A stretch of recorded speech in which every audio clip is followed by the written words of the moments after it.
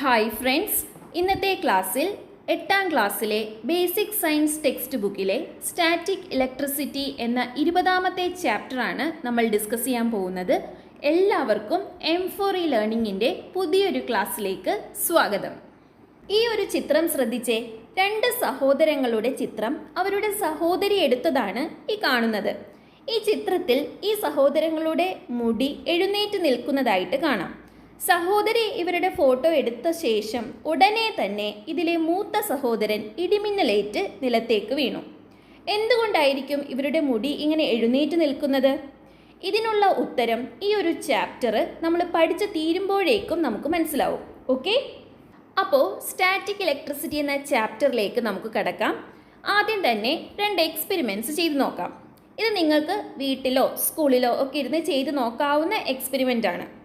ആദ്യം തന്നെ ഒരു സ്കെയിൽ എടുക്കുക. ആ സ്കെയിൽ ഡ്രൈ ആയിട്ടുള്ള നമ്മുടെ തലമുടിയിൽ നല്ല രീതിയിൽ റബ്ബ് ചെയ്യുക. അതിനുശേഷം ഈ റബ്ബ് ചെയ്ത സ്കെയിൽ ഉടനെ തന്നെ ടേബിളിൻ്റെ മുകളിൽ വെച്ചിട്ടുള്ള പേപ്പർ ബിറ്റ്സിൻ്റെ അടുത്തേക്ക് കൊണ്ടുവരിക. എന്താണ് നിങ്ങൾക്ക് കാണാൻ സാധിക്കുന്നത്? ഇത് നിങ്ങൾ എന്തായാലും ചെയ്ത് നോക്കണം. ടേബിളിൻ്റെ മേലെ ഇരിക്കുന്ന ചെറിയ ചെറിയ പേപ്പർ ബിറ്റ്സ് ഈ സ്കെയിലിലേക്ക് വന്ന് ഒട്ടിപ്പിടിക്കും. ഇതാണ് നിങ്ങൾ കാണുന്നത്. ഇനി രണ്ടാമത്തെ എക്സ്പെരിമെൻ്റ് എന്താണ്? ഒരു ബ്യൂററ്റിൽ നിന്നും വരുന്ന വെള്ളത്തിൻ്റെ അടുത്തേക്ക് ഇതേപോലെ നല്ല രീതിയിൽ ഡ്രൈ ആയിട്ടുള്ള ഹെയറിൽ റബ്ബ് ചെയ്ത സ്കെയിൽ കൊണ്ടുവരിക. സാധാരണഗതിയിൽ ഒരു ടാപ്പിൽ നിന്നോ അല്ലെങ്കിൽ ബ്യൂററ്റിൽ നിന്നോ വരുന്ന വെള്ളം നേരെ താഴത്തേക്ക് സ്ട്രെയിറ്റ് ആയിട്ടാണ് വീഴുക. എന്നാൽ റബ്ബ് ചെയ്ത സ്കെയിൽ ഇതിൻ്റെ അടുത്തേക്ക് കൊണ്ടുവരുമ്പോൾ എന്തു പറ്റും? ഇതിൻ്റെ പാത്തിൽ ചെറിയൊരു ഫ്ലക്ച്വേഷൻ വരും. അതായത് നേരെ താഴത്തേക്ക് വരേണ്ടതിന് പകരം ആ സ്കെയിലിൻ്റെ അടുത്തേക്ക് ഒന്ന് തെന്നിയായിരിക്കും പിന്നീട് താഴത്തേക്ക് വരുന്നത്. മനസ്സിലായല്ലോ? സോ എന്തുകൊണ്ടാണ് ഇങ്ങനെ സംഭവിക്കുന്നത്? When certain substances are rubbed against each other, they are able to attract other substances. അതായത് ചില വസ്തുക്കൾ തമ്മിൽ ഉരസുമ്പോൾ അവയ്ക്ക് മറ്റു വസ്തുക്കളെ അട്രാക്റ്റ് ചെയ്യാൻ അല്ലെങ്കിൽ ആകർഷിക്കാനായിട്ടുള്ള ഒരു എബിലിറ്റി ലഭിക്കുന്നു. ഫോർ എക്സാമ്പിൾ, ഗ്ലാസ് റോഡും സിൽക്കും തമ്മിൽ നല്ല രീതിയിൽ ഉരസിയാൽ അവയ്ക്ക് സ്മോൾ പീസസ് ഓഫ് പേപ്പർ, നമ്മളിപ്പോൾ കണ്ട പോലെ ചെറിയ ബിറ്റ്സ് ഓഫ് പേപ്പറിനെ അട്രാക്റ്റ് ചെയ്യാനായിട്ട് സാധിക്കും. അതേപോലെ എബണൈറ്റും വൂളും തമ്മിൽ ഉരസിയാലും ചെറിയ പീസസ് ഓഫ് പേപ്പറിനെ അട്രാക്റ്റ് ചെയ്യാനായിട്ട് ഇവയ്ക്ക് സാധിക്കും. എന്നാൽ സ്റ്റീൽ സ്പൂണും പോളിസ്റ്ററും തമ്മിൽ റബ്ബ് ചെയ്താൽ ഇവയ്ക്ക് പേപ്പർ ബിറ്റ്സിനെ അട്രാക്റ്റ് ചെയ്യാനായിട്ട് സാധിക്കില്ല. അപ്പോൾ എല്ലാ വസ്തുക്കളും തമ്മിൽ ഉരസുമ്പോൾ അവയ്ക്ക് മറ്റു വസ്തുക്കളെ അട്രാക്റ്റ് ചെയ്യാൻ പറ്റില്ല. ചില വസ്തുക്കൾ മാത്രം തമ്മിൽ ഉരസുമ്പോൾ അവയ്ക്ക് മറ്റു വസ്തുക്കളെ അട്രാക്റ്റ് ചെയ്യാനായിട്ടുള്ള കഴിവ് ലഭിക്കുന്നുണ്ട്. ഇത്രയും മനസ്സിലാക്കി വയ്ക്കുക. ഓക്കെ, സോ ഇവിടെ ഗ്ലാസ് റോഡും സിൽക്കും തമ്മിൽ റബ്ബ് ചെയ്താൽ പേപ്പർ ബിറ്റ്സിനെ അട്രാക്റ്റ് ചെയ്യാൻ പറ്റും. എബണൈറ്റും വൂളും തമ്മിൽ റബ്ബ് ചെയ്താലും പേപ്പർ ബിറ്റ്സിനെ അട്രാക്റ്റ് ചെയ്യാൻ പറ്റും. എന്നാൽ സ്റ്റീൽ സ്പൂണും പോളിസ്റ്ററും തമ്മിൽ റബ്ബ് ചെയ്താൽ പേപ്പർ ബിറ്റ്സിനെ അട്രാക്റ്റ് ചെയ്യാൻ കഴിയില്ല.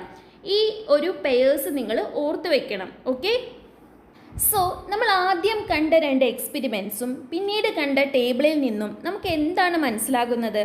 Only a compatible pair of bodies when rubbed have the ability to attract other bodies. അതായത് ചില ബോഡീസ് മാത്രം തമ്മിൽ റബ്ബ് ചെയ്താലാണ് മറ്റു ബോഡീസിനെ അട്രാക്റ്റ് ചെയ്യാനുള്ള എബിലിറ്റി ലഭിക്കുന്നത്. എല്ലാ ബോഡീസും തമ്മിൽ റബ്ബ് ചെയ്തിട്ട് വേറെ ഒബ്ജക്റ്റിനെ അട്രാക്റ്റ് ചെയ്യാൻ ശ്രമിച്ചാൽ ചിലപ്പോൾ നടന്നുവെന്ന് വരില്ല. ചില പെയർ ഓഫ് ബോഡീസിന് മാത്രമാണ് ആ ഒരു കഴിവുള്ളത്. How do the bodies get the ability to attract other bodies on rubbing? എങ്ങനെയാണ് ഈ ഒബ്ജക്ട്സിന് മറ്റ് ഒബ്ജക്ട്സിനെ അട്രാക്റ്റ് ചെയ്യാനുള്ള കഴിവ് ലഭിക്കുന്നത്? ഇതിനെക്കുറിച്ചാണ് നമ്മൾ ഇനി പറയാൻ പോകുന്നത്. Matter is made up of molecules. എല്ലാ ഒബ്ജക്ട്സും മോളിക്യൂൾസ് കൊണ്ട് നിർമ്മിതമാണ്. ഇനി മോളിക്യൂൾസ് എന്തുകൊണ്ടാണ് നിർമ്മിച്ചിരിക്കുന്നത്? Molecules are made by joining atoms. ഇനി ആറ്റത്തിൻ്റെ പ്രത്യേകത എന്താണ്? Proton, neutron and electron are the subatomic particles in an atom. ഒരു ആറ്റത്തിൻ്റെ ഉള്ളിലുള്ള സബാറ്റോമിക് പാർട്ടിക്കിൾസ് ആണ് പ്രോട്ടോണും ന്യൂട്രോണും ഇലക്ട്രോണും. ന്യൂട്രോണിന് ചാർജ് ഇല്ല. പ്രോട്ടോണിൻ്റെ ചാർജ് എന്താണ്? പോസിറ്റീവ് ചാർജാണ്. ഇലക്ട്രോണിൻ്റെ ചാർജ് എന്താണ്? നെഗറ്റീവ് ചാർജാണ്. അങ്ങനെയെങ്കിൽ ഒരു ആറ്റത്തിൻ്റെ ചാർജ് എന്തായിരിക്കും? അതിനായിട്ട് നമ്മളൊരു കാര്യം കൂടി മനസ്സിലാക്കണം. ഒരു ആറ്റത്തിൽ the number of protons and electrons are equal.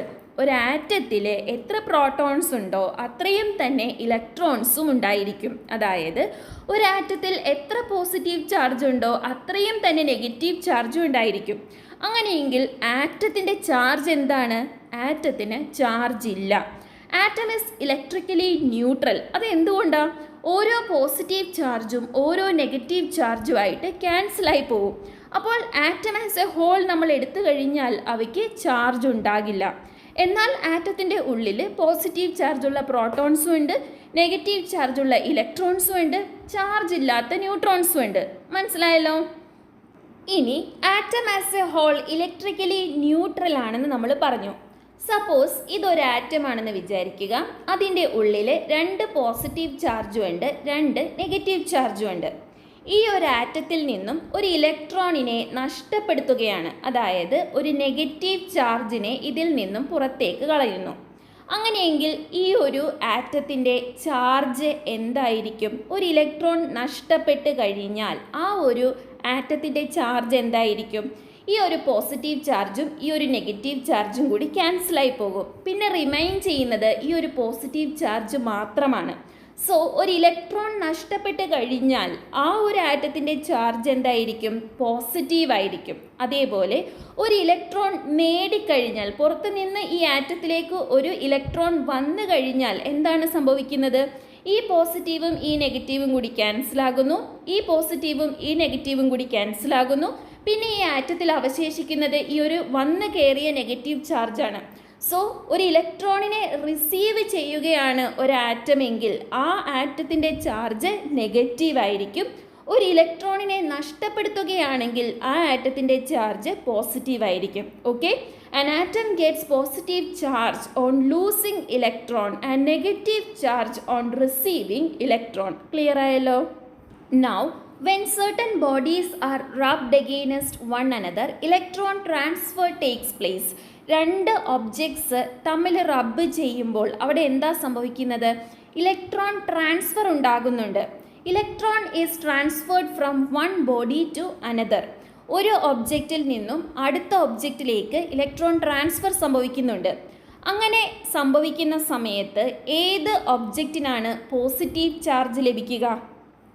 ആരാണോ ഇലക്ട്രോണിനെ നഷ്ടപ്പെടുത്തിയത്, ആരാണോ ഇലക്ട്രോണിനെ ലൂസ് ചെയ്തത്, അവർക്ക് എന്ത് ചാർജ് ലഭിക്കും? പോസിറ്റീവ് ചാർജ് ലഭിക്കും. ആരാണോ ഇലക്ട്രോണിനെ ഗെയിൻ ചെയ്തത് അവർക്ക് എന്ത് കിട്ടും?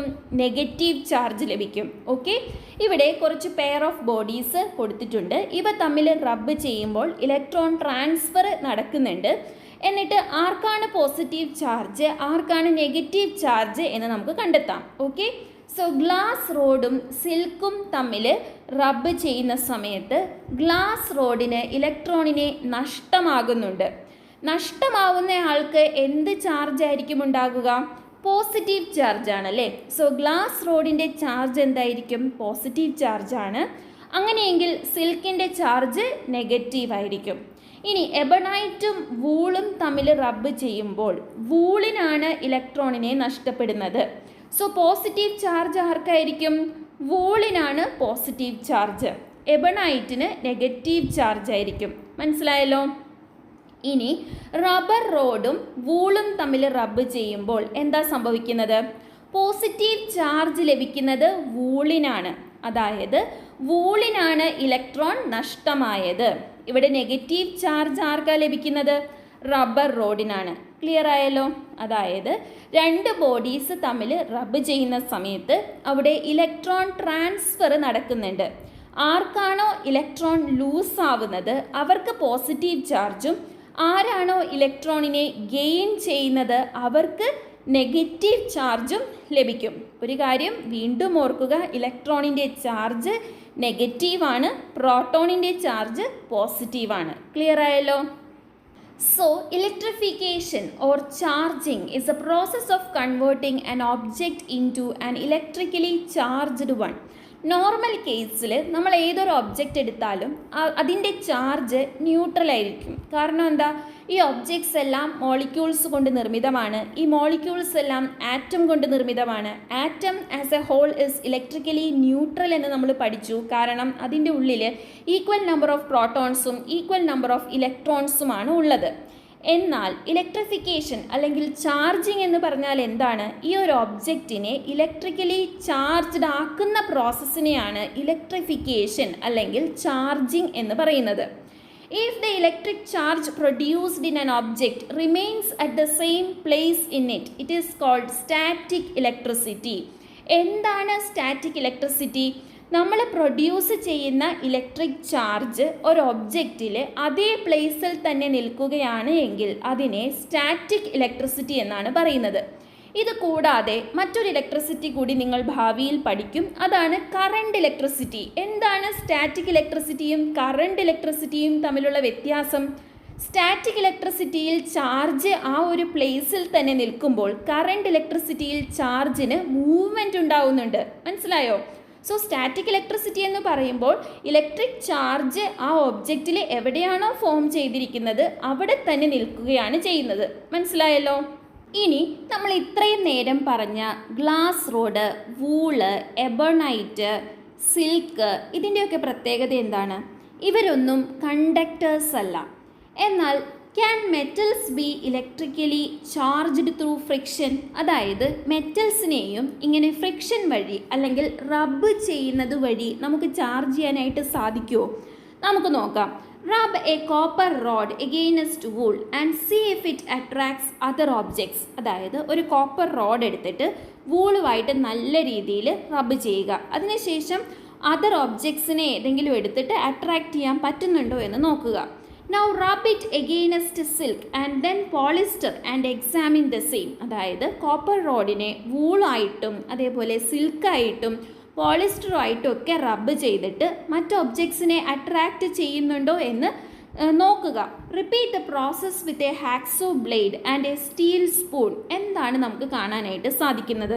ഈ കോപ്പർ റോഡ് കൊണ്ട് വൂളിനെയോ സിൽക്കിനെയോ അല്ലെങ്കിൽ പോളിസ്റ്ററിനെയോ നമ്മൾ റബ്ബ് ചെയ്തിട്ട് പേപ്പർ ബിറ്റ്സോ അല്ലെങ്കിൽ മറ്റേതെങ്കിലും ഒബ്ജക്ട്സിനെ അട്രാക്റ്റ് ചെയ്യുന്നുണ്ടോ എന്ന് നമ്മൾ ചെക്ക് ചെയ്യുന്ന സമയത്ത് അട്രാക്റ്റ് ചെയ്യുന്നില്ല എന്നാണ് നമുക്ക് കാണാനായിട്ട് സാധിക്കുന്നത്. അത് എന്തുകൊണ്ടാണ്? ഈ മെറ്റൽസിനൊരു പ്രത്യേകതയുണ്ട്. മെറ്റൽസ് കണ്ടക്ടേഴ്സാണ്. Though metal surface is electrified on friction. Friction അല്ലെങ്കിൽ റബ്ബിങ്ങിലൂടെ മെറ്റൽ സർഫസിനെ നമുക്ക് ഇലക്ട്രിഫൈ ചെയ്യാനായിട്ട് സാധിക്കും. The charge is spread immediately to other parts as it is a conductor. അവിടെ ഫോം ചെയ്യുന്ന ആ ചാർജ് സ്റ്റാറ്റിക് ആയിട്ട് അവിടെ തന്നെ നിൽക്കുന്നില്ല. എന്തുകൊണ്ടാണ്? ഈ മെറ്റൽസ് കണ്ടക്ടർ ആയതുകൊണ്ട് ആ ചാർജ് ആ ഒരു മെറ്റലിൻ്റെ ഉള്ളിൽ സ്പ്രെഡായി പോകും. So static electric charge is not formed on metals. അതുകൊണ്ട് തന്നെ ഈ മെറ്റൽ ഉപയോഗിച്ച് മറ്റ് ഒബ്ജക്ട്സിനെ നമുക്ക് അട്രാക്റ്റ് ചെയ്യാനായിട്ട് സാധിക്കില്ല. ഒരു മെറ്റൽ വേറൊരു ഒബ്ജക്റ്റുമായിട്ട് റബ്ബ് ചെയ്യുന്ന സമയത്ത് ആ മെറ്റലിൽ സ്റ്റാറ്റിക് ഇലക്ട്രിസിറ്റി ഫോം ചെയ്താൽ മാത്രമാണ് വേറൊരു ഒബ്ജക്റ്റിനെ അതിനെ അട്രാക്റ്റ് ചെയ്യാൻ പറ്റുള്ളൂ. പക്ഷേ മെറ്റൽസ് കണ്ടക്ടർ ആയതുകൊണ്ട് ഫ്രിക്ഷനിലൂടെ അതിന് ലഭിക്കുന്ന ചാർജ് ഇമ്മീഡിയറ്റ് ആയിട്ട് തന്നെ ആ മെറ്റലിൻ്റെ മറ്റ് ഭാഗങ്ങളിലേക്ക് സ്പ്രെഡായി പോകുന്നു. അപ്പോൾ അവിടെ സ്റ്റാറ്റിക് ഇലക്ട്രിസിറ്റി നഷ്ടപ്പെടുകയാണ് ചെയ്യുന്നത്. അതുകൊണ്ട് തന്നെ ഈ ഒരു കോപ്പർ റോഡ് ഉപയോഗിച്ച് വേറെ ഒബ്ജക്ട്സിനെ നമുക്ക് അട്രാക്റ്റ് ചെയ്യാനായിട്ട് പറ്റില്ല. ക്ലിയർ ആയല്ലോ? ഒന്നുകൂടി വിശദമായി പറഞ്ഞാൽ, when you rub a copper rod with wool, essentially nothing happens in terms of noticeable charge because copper is a good conductor, meaning any electron transferred from the wool will quickly redistribute through the rod. അതായത് ഒരു copper റോഡും വൂളും തമ്മിൽ നമ്മൾ റബ്ബ് ചെയ്യുന്നു. അപ്പോൾ റബ്ബ് ചെയ്യുന്ന സമയത്ത് ആ ഫ്രിക്ഷൻ്റെ കാരണത്താൽ വൂളിൽ നിന്നും കോപ്പർ റോഡിന് ചാർജ് ലഭിക്കുന്നു. എന്നാൽ കോപ്പർ റോഡ് കണ്ടക്ടർ ആയതുകൊണ്ട് കോപ്പർ റോഡിന് കിട്ടുന്ന ആ ചാർജ് പെട്ടെന്ന് തന്നെ ആ മെറ്റലിൽ മൊത്തത്തിൽ ഡിസ്ട്രിബ്യൂട്ടായി പോകുന്നു. Leaving it essentially neutral. So അങ്ങനെ ഡിസ്ട്രിബ്യൂട്ട് ആയി കഴിയുമ്പോൾ അവിടെ സ്റ്റാറ്റിക് ആയിട്ട് ചാർജ് ഒന്നും ഉണ്ടാകില്ല. ആ ഒരു മെറ്റൽ ന്യൂട്രലായിട്ട് മാറുന്നു. The wool may acquire a slight positive charge due to loss of electron. ഇവിടെ വൂളിനാണ് ഇലക്ട്രോണിനെ നഷ്ടമാകുന്നത്. സോ വൂളിന് എന്ത് ചാർജ് കിട്ടും? ചെറിയൊരു പോസിറ്റീവ് ചാർജ് കിട്ടും. പക്ഷേ കോപ്പർ റോഡിന് സിഗ്നിഫിക്കൻറ്റ് ചാർജ് ഒന്നും ലഭിക്കുന്നില്ല. കാരണം ആദ്യം ലഭിക്കുന്ന ആ ചാർജ് പെട്ടെന്ന് തന്നെ റീഡിസ്ട്രിബ്യൂട്ട് ചെയ്ത് ആ റോഡ് മൊത്തത്തിലാകുന്നത് കൊണ്ട് അവിടെ സ്റ്റാറ്റിക് ആയിട്ട് ചാർജ് ഒന്നും കോപ്പർ റോഡിന് കിട്ടുന്നില്ല. മനസ്സിലായല്ലോ? ഇവിടെ വീണ്ടും മറ്റൊരു എക്സ്പെരിമെൻ്റ് കാണാം. അതായത് ഒരു റോഡിൽ ഈ ഒരു രീതിയിൽ 2 ബലൂൺസ് കെട്ടിത്തൂക്കിയിട്ടിട്ടുണ്ട്. വളരെ അടുത്താണ് അവയെ കെട്ടിത്തൂക്കിയിട്ടിട്ടുള്ളത്. ഇതിൻ്റെ ഇടയിലായിട്ട് ഒരു ഫ്ലാനൽ, അതായത് ഒരു കമ്പിളി തുണി കൊണ്ടുവരുന്നു. അതിനുശേഷം ഈ കമ്പിളി തുണിയിലേക്ക് 2 ബലൂൺസും നല്ല രീതിയിൽ ഉരസുന്നു. എന്ത് ഒബ്സർവേഷനാണ് നിങ്ങൾക്ക് ലഭിക്കുന്നത്?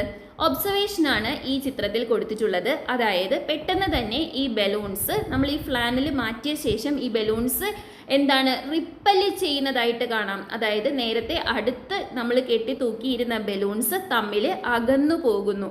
എന്തുകൊണ്ടായിരിക്കും ഈ ബലൂൺസ് ഇങ്ങനെ അകന്നത്? അതിനെക്കുറിച്ചാണ് ഇനി നമ്മൾ പറയാൻ പോകുന്നത്. ഇവിടെ ശരിക്കും എന്താണ് സംഭവിച്ചത്?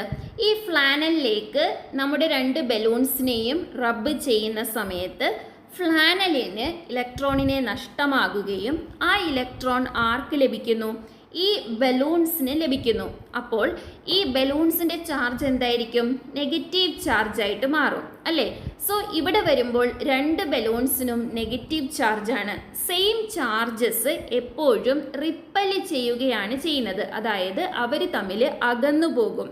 അൺലൈക്ക് ചാർജസ് ആണ് അട്രാക്റ്റ് ചെയ്യുന്നത്. അതായത് ഒരു ഒബ്ജക്റ്റിന് പോസിറ്റീവും ഒരു ഒബ്ജക്റ്റിന് നെഗറ്റീവ് ചാർജും ആണെങ്കിൽ അവർ അട്രാക്റ്റ് ചെയ്യും, അതായത് അവരടുത്തേക്ക് വരും. എന്നാൽ 2 ഒബ്ജക്ട്സിനും സെയിം ചാർജ് ആണെങ്കിൽ അവർ റിപ്പല് ചെയ്യും. ഇവിടെ 2 ബലൂൺസും നമ്മൾ ഫ്ലാനലിൽ റബ്ബ് ചെയ്തപ്പോൾ ഫ്ലാനലിന് ഇലക്ട്രോൺ നഷ്ടമാകുകയും 2 ബലൂൺസിനും ആ ഇലക്ട്രോൺ ലഭിക്കുകയും അങ്ങനെ 2 ബലൂൺസിനും നെഗറ്റീവ് ചാർജ് കിട്ടി അല്ലേ? സോ നെഗറ്റീവ് ചാർജുള്ള 2 ഒബ്ജക്ട്സ് എപ്പോഴും റിപ്പല് ചെയ്യും. അതുകൊണ്ടാണ് ഈ ബലൂൺസ് തമ്മിൽ അകന്നു പോയത്. മനസ്സിലായല്ലോ? ഇനി ഇവിടെ മറ്റൊരു എക്സ്പെരിമെൻ്റ് കൊടുത്തിട്ടുണ്ട്. അതായത് സസ്പെൻഡ് ചെയ്തിട്ടുള്ള ഒരു ഗ്ലാസ് റോഡിനെ നമ്മൾ സിൽക്കുമായിട്ട് റബ്ബ് ചെയ്യുന്നു. അങ്ങനെ റബ്ബ് ചെയ്യുന്ന സമയത്ത് ഈ ഗ്ലാസ് റോഡിന് എന്ത് ലഭിക്കും? ചാർജ് ലഭിക്കും. ഇനി മറ്റൊരു ചാർജുള്ള ഗ്ലാസ് റോഡിനെ ഈ ആദ്യത്തെ ഗ്ലാസ് റോഡിൻ്റെ അടുത്തേക്ക് കൊണ്ടുവരിക. എന്താണ് നമുക്ക് കാണാൻ സാധിക്കുന്നത്? ഇവർ അകന്നു പോകുന്നതായിട്ട് നമുക്ക് കാണാനായിട്ട് പറ്റും. എന്തുകൊണ്ടാണ്? 2 ഗ്ലാസ് റോഡ്സും ചാർജ്ഡ് ആണ്. ചാർജ്ഡ് ആയിട്ടുള്ള 2 ഒബ്ജക്ട്സ് എന്താണ് ഇവിടെ സംഭവിച്ചത്? അവർ റിപ്പല് ചെയ്തു. കാരണം ഇവിടെ സിൽക്കും ഗ്ലാസ് റോഡും തമ്മിൽ റബ്ബ് ചെയ്യുന്ന സമയത്ത് സിൽക്കിന് ഇലക്ട്രോണിനെ നഷ്ടമാകുന്നു. ആ ഇലക്ട്രോൺ ആർക്ക് കിട്ടും? ഈ ഗ്ലാസ് റോഡിന് കിട്ടും. അപ്പോൾ ഗ്ലാസ് റോഡിൻ്റെ ചാർജ് എന്താണ്? നെഗറ്റീവ് ചാർജാണ്. ഗ്ലാസ് റോഡിനെ നമ്മൾ ചാർജ് ചെയ്യുന്ന സമയത്ത് അവർക്ക് നെഗറ്റീവ് ചാർജാണ് ലഭിക്കുന്നത്. സോ മറ്റൊരു ചാർജ്ഡ് ഗ്ലാസ് റോഡിനെ ഈ ഗ്ലാസ് റോഡിൻ്റെ അടുത്തേക്ക് കൊണ്ടുവരുമ്പോൾ ഇതിനും എന്താണ്? നെഗറ്റീവ് ചാർജാണുള്ളത്. സോ 2 നെഗറ്റീവ് ചാർജുള്ള ഗ്ലാസ് റോഡ്സ് അടുത്ത് വരുമ്പോൾ അവ അട്രാക്റ്റ് ചെയ്യുമോ? ഇല്ല. എന്തുകൊണ്ടാണ്? ഒരേപോലത്തെ ചാർജ് ഒരിക്കലും അട്രാക്റ്റ് ആവൂല. അവർ റിപ്പൽ ആകുകയാണ് ചെയ്യുന്നത്. മനസ്സിലായല്ലോ? ഇനി ഈ ഒരു എക്സ്പെരിമെൻ്റ് നമുക്ക് മറ്റൊരു രീതിയിൽ കൂടി ചെയ്ത് നോക്കാം. അതായത് ഒരു സിൽക്ക് കൊണ്ട് സസ്പെൻഡ് ചെയ്തിട്ടുള്ള ഗ്ലാസ് റോഡിനെ റബ്ബ് ചെയ്യുക. അപ്പോൾ എന്ത് സംഭവിക്കും? സിൽക്കിന് ഇലക്ട്രോൺ നഷ്ടമാകുന്നു, ഗ്ലാസ് റോഡിന് ആ നെഗറ്റീവ് ചാർജ് കിട്ടുന്നു. അപ്പോൾ സിൽക്കിൻ്റെ ചാർജ് എന്തായിരിക്കും? ഇലക്ട്രോൺ നഷ്ടമായതുകൊണ്ട് സിൽക്കിന് പോസിറ്റീവ് ചാർജ് ആയിരിക്കും. ഇനി ഈ റബ്ബ് ചെയ്ത സിൽക്കിനെ മറ്റൊരു ഗ്ലാസ് റോഡിൻ്റെ അടുത്ത് കൊണ്ടുവരിക. അപ്പോൾ ഈ സിൽക്കിന് ഓൾറെഡി പോസിറ്റീവ് ചാർജാണ്, ഈ ഗ്ലാസ് റോഡിന് ചാർജ് ഒന്നുമില്ല. ഇവിടെ നമുക്ക് എന്താ കാണാൻ സാധിക്കുന്നത്? ഇവിടെ ഈ സിൽക്ക് ഗ്ലാസ് റോഡിനെ അട്രാക്റ്റ് ചെയ്യുന്നതായിട്ട് കാണാം. അതായത് ചാർജുള്ള ഒരു ഒബ്ജക്റ്റിന് മറ്റൊരു ഒബ്ജക്റ്റിനെ അട്രാക്റ്റ് ചെയ്യാനായിട്ട് കഴിയുന്നുണ്ട്. ഓക്കെ, സോ ലൈക്ക് ചാർജസ് ആണെങ്കിൽ അവർ റിപ്പല് ചെയ്യും. അതായത് 2 പോസിറ്റീവ് ചാർജസ് ആണെങ്കിൽ അവർ റിപ്പല് ചെയ്യും, 2 നെഗറ്റീവ് ചാർജസ് ആണെങ്കിലും അവർ റിപ്പല് ചെയ്യും. ഒരു പോസിറ്റീവും ഒരു നെഗറ്റീവുമാണ് ചാർജെങ്കിൽ അവർ തമ്മിൽ അട്രാക്ഷൻ ഉണ്ടായിരിക്കും. എന്നാൽ ഒരു ചാർജുള്ള ഒബ്ജക്റ്റും ഒരു ചാർജ് ഇല്ലാത്ത ഒബ്ജക്റ്റും തമ്മിലും എന്താണ്? അട്രാക്ഷനാണ് ഉള്ളത്. മനസ്സിലായല്ലോ? ഇനി നമ്മൾ ഇത്രയും നേരം പറഞ്ഞ കാര്യങ്ങളാണ് ഇവിടെ വീണ്ടും കൊടുത്തിട്ടുള്ളത്. അതായത് properties of electric charges. Electric ചാർജസിൻ്റെ പ്രോപ്പർട്ടീസ് ആണ് പറയുന്നത്. Charged body attracts uncharged body. അതായത് ചാർജ് ഉള്ള ഒരു വസ്തുവിന് ചാർജ് ഇല്ലാത്ത വസ്തുക്കളെ അട്രാക്റ്റ് ചെയ്യാനായിട്ട് സാധിക്കും, അല്ലെങ്കിൽ ആകർഷിക്കാനായിട്ട് സാധിക്കും. എന്നാൽ unlike charges attract each other. Unlike charges എന്ന് പറഞ്ഞാൽ വ്യത്യസ്തമായ ചാർജസ് ആണ്. ഫോർ എക്സാമ്പിൾ പോസിറ്റീവ് ചാർജും നെഗറ്റീവ് ചാർജും. പോസിറ്റീവ് ചാർജുള്ള ഒരു ഒബ്ജക്റ്റിന് നെഗറ്റീവ് ചാർജുള്ള ഒബ്ജക്റ്റിനെ അട്രാക്റ്റ് ചെയ്യാനായിട്ടുള്ള കഴിവുണ്ട്. Like charges ripple each other. Like charges ripple each other എന്ന് പറഞ്ഞാൽ അതിൻ്റെ അർത്ഥം എന്താണ്? രണ്ട് പോസിറ്റീവ് ചാർജസ് ഒരുമിച്ച് വന്നാൽ അവർ റിപ്പലാകും. അതേപോലെ രണ്ട് നെഗറ്റീവ് ചാർജസ് ഒരുമിച്ച് വന്നാലും അവരും റിപ്പലാകും. ഒരേപോലത്തെ ചാർജസിനെയാണ് ലൈക്ക് ചാർജസ് എന്ന് പറയുന്നത്. വ്യത്യസ്ത ചാർജസിനെയാണ് അൺലൈക്ക് ചാർജസ് എന്ന് പറയുന്നത്. ഇവിടെ ഓർത്തിരിക്കേണ്ട ഒരു കാര്യം ഇതാണ്: ചാർജ്ഡ് ബോഡിക്ക് മറ്റൊരു ചാർജ്ഡ് ബോഡിയെ മാത്രമല്ല അട്രാക്റ്റ് ചെയ്യാൻ പറ്റുന്നത്, അൺചാർജ്ഡ് ബോഡീസിനെയും അട്രാക്റ്റ് ചെയ്യാനായിട്ട് പറ്റും. മനസ്സിലായല്ലോ? Now if to bodies attract each other, we cannot say with certainty that both of them possess charge. ശരിയല്ലേ? നമ്മൾ ആദ്യം പറഞ്ഞു ചാർജ്ഡ് ബോഡിക്ക് അൺചാർജ്ഡ് ബോഡീനെ അട്രാക്റ്റ് ചെയ്യാനായിട്ട് പറ്റും. പിന്നെ നമ്മൾ പറഞ്ഞു അൺലൈക്ക് ചാർജസ് അട്രാക്റ്റ് ചെയ്യുമെന്ന്. അപ്പോൾ രണ്ട് ബോഡീസ് തമ്മിൽ അട്രാക്റ്റ് ചെയ്യുമ്പോൾ നമുക്കൊരിക്കലും ഉറപ്പിച്ച് പറയാൻ പറ്റില്ല രണ്ട് ബോഡീസിനും ചാർജ് ഉണ്ടെന്ന്. ഒരു ബോഡിക്ക് ചിലപ്പോൾ ചാർജ് ഇല്ലെന്നും വരാം. ശരിയല്ലേ? But if bodies ripple each other, എന്നാൽ രണ്ട് ബോഡീസ് നമ്മൾ അടുത്ത് കൊണ്ടുവന്ന് വെക്കുന്ന സമയത്ത് അവർ തമ്മിൽ റിപ്പൽ ചെയ്യുകയാണെങ്കിൽ it is sure that both the bodies poses like charge. രണ്ട് ബോഡീസ് റിപ്പൽ ചെയ്യുവാണെങ്കിൽ നമുക്കൊരു കാര്യം ഉറപ്പിക്കാം: രണ്ട് ബോഡീസിനും എന്ത് ചാർജാണ്? സെയിം ചാർജാണുള്ളത് എന്ന് നമുക്ക് ഉറപ്പിക്കാനായിട്ട് പറ്റും. So, repulsion and not attraction is a means by which we confirm whether bodies possess charge or not. അതായത് റിപ്പൽഷനിലൂടെ മാത്രമാണ് രണ്ട് ബോഡീസിനും ചാർജ് ഉണ്ടോ ഇല്ലയോ എന്ന് നമുക്ക് കൺഫേം ചെയ്യാൻ പറ്റുള്ളൂ. അട്രാക്ഷനിലൂടെ നമുക്കത് പറ്റില്ല. കാരണം എന്താണ്? അട്രാക്ഷൻ നടക്കുന്ന സമയത്ത് രണ്ട് ബോഡീസിന് ചാർജ് ഉണ്ടാകാം, ഒരു ബോഡിക്ക് ചാർജ് ഇല്ലാതെയും വരാം. മനസ്സിലായല്ലോ? ഇനി ഒരു ഇലക്ട്രിക് ചാർജിൻ്റെ യൂണിറ്റ് എന്താണ്? ഇലക്ട്രിക് ചാർജിൻ്റെ യൂണിറ്റ് ആണ് കൂളംബ്. ചാർജ് ഒരു സ്കെയിലാർ ക്വാണ്ടിറ്റിയാണ്. അതായത് ചാർജിന് മാഗ്നിറ്റ്യൂഡ് മാത്രമേ ഉള്ളൂ, അതിന് ഡയറക്ഷൻ ഇല്ല. മാഗ്നിറ്റ്യൂഡും ഡയറക്ഷനും ഉള്ള ക്വാണ്ടിറ്റീസിനെ നമ്മൾ എന്താണ് പറയുന്നത്? വെക്റ്റർ ക്വാണ്ടിറ്റീസ് എന്നാണ് അല്ലേ? ചാർജ് ഒരു സ്കെയിലാർ ക്വാണ്ടിറ്റിയാണ്, അതിൻ്റെ യൂണിറ്റാണ് കൂളംബ്. ഇനി ഏത് ഇൻസ്ട്രുമെൻ്റ് ഉപയോഗിച്ചാണ് നമ്മൾ ഈ ചാർജിൻ്റെ പ്രസൻസ് മനസ്സിലാക്കുന്നത്? Electroscope is a instrument to know the presence of static electric charge. Static electric charge മനസ്സിലാക്കാനായിട്ട് ഉപയോഗിക്കുന്ന ഇൻസ്ട്രുമെൻ്റാണ് ഇലക്ട്രോസ്കോപ്പ്. ഇലക്ട്രോസ്കോപ്പാണ് ഈ ഒരു ചിത്രത്തിൽ കാണുന്നത്. അതിനൊരു മെറ്റൽ സ്ഫിയർ ഉണ്ട്, ഒരു ഗ്ലാസ് ജാറുണ്ട്, മെറ്റാലിക് കണ്ടക്ടറുണ്ട്, അതേപോലെ ഗോൾഡ് ലീവ്സും ഉണ്ട്. ഇനി ഇലക്ട്രോസ്കോപ്പ് കൺസ്ട്രക്റ്റ് ചെയ്യാൻ അല്ലെങ്കിൽ നിർമ്മിക്കാൻ ആവശ്യമായ വസ്തുക്കളാണ് ഇവിടെ കൊടുത്തിട്ടുള്ളത്. അത് കൃത്യമായി നമ്മുടെ ടെക്സ്റ്റ് ബുക്കിൽ കൊടുത്തിട്ടുമുണ്ട്. അത് നിങ്ങളൊന്ന് വായിച്ചു നോക്കിയാൽ മതിയാകും. ഓക്കെ?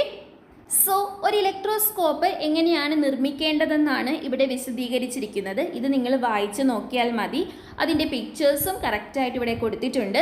ഒരു കാര്യം മനസ്സിലാക്കുക: സ്റ്റാറ്റിക് ഇലക്ട്രിക് ചാർജിൻ്റെ പ്രസൻസ് മനസ്സിലാക്കാൻ ഉപയോഗിക്കുന്ന ഒരു ഇൻസ്ട്രുമെൻ്റാണ് ഇലക്ട്രോസ്കോപ്പ് എന്ന് പറയുന്നത്. മനസ്സിലായല്ലോ? ഇനി ചാർജ്ഡായിട്ടുള്ള ഇലക്ട്രോസ്കോപ്പിനെ ന്യൂട്രലൈസ് ചെയ്യുന്ന മെത്തേഡിന് പറയുന്ന പേരാണ് ഡിസ്ചാർജിങ്. എങ്ങനെയാണ് ചാർജ്ഡ് ഇലക്ട്രോസ്കോപ്പിനെ ന്യൂട്രലൈസ് ചെയ്യുന്നത്? Charged electroscope can be neutralised by giving equal amount of opposite charge because the same amount of like and unlike charges neutralizes the electroscope. അതായത് ചാർജ്ഡ് ആയിട്ടുള്ള ഒരു ഇലക്ട്രോസ്കോപ്പിനെ നമുക്ക് ന്യൂട്രലൈസ് ചെയ്യണമെങ്കിൽ ഓപ്പോസിറ്റ് ചാർജസ് ഈക്വൽ എമൗണ്ടിൽ നമ്മൾ കൊടുത്താൽ മതി. അപ്പോഴേക്കും അത് ന്യൂട്രലൈസ് ആകും. എന്തുകൊണ്ടാണ്? Same amount of like and unlike charges neutralises the electroscope. അതായത് സെയിം എമൗണ്ട് നമ്മൾ എത്ര പോസിറ്റീവ് ചാർജ് കൊടുക്കുന്നുണ്ടോ അത്രയും തന്നെ നെഗറ്റീവ് ചാർജ് നമ്മൾ കൊടുക്കുക. Same amount of like and unlike charges കൊടുക്കുമ്പോൾ ഇലക്ട്രോസ്കോപ്പ് ന്യൂട്രലൈസ് ആകുന്നു. ഈ ഒരു മെത്തേഡിന് പറയുന്ന പേരാണ് ഡിസ്ചാർജിങ്. മനസ്സിലായല്ലോ? ഇനി അടുത്തതായിട്ട് എന്താണ് എർത്തിങ് എന്ന് നോക്കാം. Connecting a body to the earth using a metallic conductor is known as earthing. ഏതൊരു വസ്തുവിനെയും ഭൂമിയിലേക്ക് ഒരു മെറ്റാലിക് കണ്ടക്ടർ ഉപയോഗിച്ച് കണക്ട് ചെയ്യുന്നതിനെയാണ് എർത്തിങ് എന്ന് പറയുന്നത്. On earthing a charged body, electrons pass from the earth to the body or from the body to the earth to neutralize the charge on the body completely. അതായത് ഏതൊരു ഒബ്ജക്റ്റിനെയും നമ്മൾ earth ചെയ്യുമ്പോൾ അല്ലെങ്കിൽ ഒരു metallic conductor ഉപയോഗിച്ച് എർത്തിലേക്ക് connect ചെയ്യുമ്പോൾ എന്താണ് സംഭവിക്കുന്നത്? ഒന്നല്ലെങ്കിൽ ഇലക്ട്രോൺസ് ഭൂമിയിൽ നിന്നും ആ ഒബ്ജക്റ്റിലേക്ക് ഫ്ലോ ചെയ്യും, അല്ലെങ്കിൽ ഒബ്ജക്റ്റിൽ നിന്നും ഇലക്ട്രോൺസ് ഭൂമിയിലേക്ക് ഫ്ലോ ചെയ്യും. എങ്ങനെയാണെങ്കിലും എർത്തിങ്ങിലൂടെ ആ ഒരു ചാർജ്ഡ് ഒബ്ജക്റ്റിനെ കംപ്ലീറ്റ് ആയിട്ട് ന്യൂട്രലൈസ് ചെയ്യാനായിട്ട് പറ്റും. The earth gives or receives electrons at any time and in any quantity. അതായത് എർത്തിന് ഇലക്ട്രോൺസിനെ നൽകാനും അതേപോലെ ഇലക്ട്രോൺസിനെ റിസീവ് ചെയ്യാനായിട്ടും പറ്റും. അതെങ്ങനെയാണ്? ഏത് സമയത്തും എത്ര അളവിൽ വേണമെങ്കിലും ഇലക്ട്രോൺസിനെ റിസീവ് ചെയ്യാനും കൊടുക്കാനും എർത്തിന് സാധിക്കും. So earth sometimes referred to as an electron bank. അതുകൊണ്ട് തന്നെ എർത്തിനെ എന്താണ് വിളിക്കുന്നത്? ഒരു ഇലക്ട്രോൺ ബാങ്ക് എന്നാണ്. അതായത് ഏത് സമയത്തും എത്ര ഇലക്ട്രോൺസ് വേണോ അത്ര ഇലക്ട്രോൺസിനെ കൊടുക്കാൻ തയ്യാറാണ്, എത്ര ഇലക്ട്രോൺസിനെ റിസീവ് ചെയ്യണോ അത്രയും ഇലക്ട്രോൺസിനെ റിസീവ് ചെയ്യാനും എർത്ത് റെഡിയാണ്. അതുകൊണ്ടാണ് എർത്തിനെ ഒരു ഇലക്ട്രോൺ ബാങ്ക് എന്ന് പറയുന്നത്. ഇനി എർത്തിങ്ങിൻ്റെ സിമ്പലാണ് ഈ കൊടുത്തിട്ടുള്ളത്. ഇതും നിങ്ങൾ നോട്ട് ചെയ്ത് വെക്കണം. സോ ബേസിക്കലി എർത്തിങ് എന്ന് പറഞ്ഞാൽ എന്താണ്? ഏതൊരു ഒബ്ജക്റ്റിനെയും ഒരു മെറ്റാലിക് കണ്ടക്ടർ ഉപയോഗിച്ച് എർത്തിലേക്ക് കണക്ട് ചെയ്യുന്നതിനെയാണ് എന്ത് പറയുന്നത്? എർത്തിങ് എന്ന് പറയുന്നത്. എർത്തിങ്ങിലൂടെ ഒരു ചാർജ്ഡ് ബോഡീനെ നമുക്ക് ന്യൂട്രലൈസ് ചെയ്യാനായിട്ട് പറ്റും. മനസ്സിലായല്ലോ? So if a positively charged body is earthed, അതായത് പോസിറ്റീവ് ചാർജുള്ള ഒരു ബോഡീനെ നമ്മൾ എർത്ത് ചെയ്യുമ്പോൾ എന്താണ് സംഭവിക്കുന്നത്? ഈ പോസിറ്റീവ് ചാർജിനെ എർത്തിങ്ങിലൂടെ നമുക്ക് ന്യൂട്രലൈസ് ചെയ്യണമല്ലേ? അതായത് ഈ പോസിറ്റീവ് ചാർജ് എന്തോരം ഉണ്ടോ അത്രയും തന്നെ നെഗറ്റീവ് ചാർജ് ഇവിടെ ഈ ഒബ്ജക്റ്റിന് ലഭിക്കണം. ആ നെഗറ്റീവ് ചാർജ് ആര് കൊടുക്കും? എർത്ത് കൊടുക്കും. സോ എർത്തിൽ നിന്നും ഇലക്ട്രോൺസ് ഒബ്ജക്റ്റിലേക്ക് ഫ്ലോ ചെയ്യും. So if a positively charged body is earthed the electrons flow from earth to the body. എന്നാൽ നെഗറ്റീവ് ചാർജുള്ള ഒരു ബോഡീനെയാണ് നമ്മൾ എർത്ത് ചെയ്യുന്നതെങ്കിൽ എന്താണ് സംഭവിക്കുന്നത്? ഈ നെഗറ്റീവ് ചാർജിനെ നഷ്ടപ്പെടുത്തണം അല്ലേ? സോ എന്ത് ചെയ്യും? ഈ നെഗറ്റീവ് ചാർജിനെ ആർക്ക് കൊടുക്കും? എർത്തിന് കൊടുക്കും. അല്ലെങ്കിൽ ഇലക്ട്രോൺസിനെ ഈ നെഗറ്റീവ് ചാർജുള്ള ബോഡി എർത്തിലേക്ക് കൊടുക്കും. സോ ഇലക്ട്രോൺ ഫ്ലോ എങ്ങോട്ടാണ് സംഭവിക്കുന്നത്? Electron flows to the earth. Positive ചാർജുള്ള ബോഡീനെ എർത്ത് ചെയ്യുമ്പോൾ എർത്തിൽ നിന്നും ഇലക്ട്രോൺസ് ബോഡിയിലേക്ക് പോകുന്നു. എന്നാൽ നെഗറ്റീവ് ചാർജുള്ള ബോഡീനെ എർത്ത് ചെയ്യുന്ന സമയത്ത് ബോഡിയിൽ നിന്നും ഇലക്ട്രോൺസ് എങ്ങോട്ട് പോകുന്നു? എർത്തിലേക്ക് പോകുന്നു. മനസ്സിലായല്ലോ? ഇനി when a charged ebonite rod is earthed, അതായത് connected to the ground, the excess negative charge on the rod will flow to the earth, neutralizing the rod and leaving it with no charges. അതായത് charge ചെയ്ത ഒരു ebonite road, അതിൻ്റെ charge എന്തായിരിക്കും? ഈ ebonite റോഡിൻ്റെ charge negative ആയിരിക്കും. ഈ ebonite റോഡിനുള്ള എക്സസ് ആയിട്ടുള്ള നെഗറ്റീവ് ചാർജ് എർത്ത് ചെയ്യുന്ന സമയത്ത് എങ്ങോട്ടേക്ക് പോകും? ഭൂമിയിലേക്ക് പോകും. ഓക്കെ, അങ്ങനെ ആ എബണൈറ്റ് റോഡ് ന്യൂട്രലൈസ് ആവും. Essentially the electrons from the negatively charged ebonite rod will move into the ground until the rod reaches electrically neutral. അതായത് ഈ റോഡ് ഇലക്ട്രിക്കലി ന്യൂട്രൽ ആകുന്നത് വരെയും എക്സസ് ആയിട്ടുള്ള നെഗറ്റീവ് ചാർജ് എങ്ങോട്ട് flow ചെയ്യും? ഗ്രൗണ്ടിലേക്ക് flow ചെയ്യും, അല്ലെങ്കിൽ എർത്തിലേക്ക് ഫ്ലോ ചെയ്യും. മനസ്സിലായല്ലോ? സോ ഇത്രയും നേരം നമ്മൾ പറഞ്ഞത് ഒരു ഒബ്ജക്റ്റ് മറ്റൊരു ഒബ്ജക്റ്റുമായിട്ട് റബ്ബ് ചെയ്യുന്ന സമയത്ത് ലഭിക്കുന്ന ചാർജിനെ കുറിച്ചാണ്. അതായത് ഫ്രിക്ഷനിലൂടെ ലഭിക്കുന്ന ചാർജിനെ കുറിച്ചാണ്. ഒബ്ജക്ട്സിന് അല്ലെങ്കിൽ ബോഡീസിന് ഫ്രിക്ഷനിലൂടെ മാത്രമേ ചാർജ് ലഭിക്കുന്നുള്ളൂ? വേറെ എന്തെങ്കിലും മെത്തേഡ്സ് ഉണ്ടോ? ഫ്രിക്ഷനിലൂടെ മാത്രമല്ല bodies can receive charge through friction, conduction and induction. Friction കൂടാതെ കണ്ടക്ഷനിലൂടെയും അതേപോലെ ഇൻഡക്ഷനിലൂടെയും വസ്തുക്കൾക്ക് എന്ത് ലഭിക്കുന്നുണ്ട്?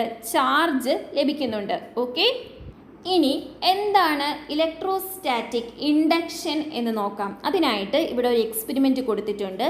ഒരു സസ്പെൻഡഡ് പിത്ത് ബോളിൻ്റെ അടുത്തേക്ക് ചാർജുള്ള ഒരു PVC പൈപ്പ് കൊണ്ടുവന്ന് ടച്ച് ചെയ്യുന്നു.